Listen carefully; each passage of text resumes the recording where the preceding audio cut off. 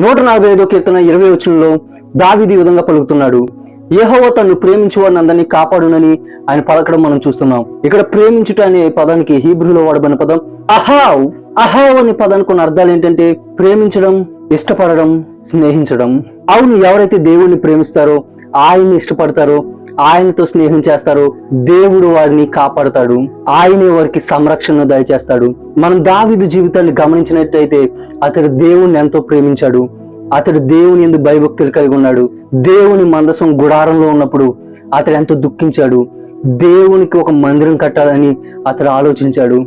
అతడు దేవుని అంతగా ప్రేమించాడు కనుకనే దేవుడు అతనికి వచ్చిన ప్రతి ఆపదలోంచి, ప్రతి సమస్యలోంచి దావీదుని రక్షించాడు. ఈరోజు మనము దేవుణ్ణి ప్రేమించినప్పుడు దేవుడు మనకు వస్తున్న సమస్యలోంచి మనల్ని రక్షిస్తాడు.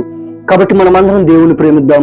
అప్పుడు దేవుడే మనల్ని రక్షించి, మనల్ని భద్రపరిచి, మనల్ని ఒక గొప్ప స్థానంలో నిలబెడతాడు.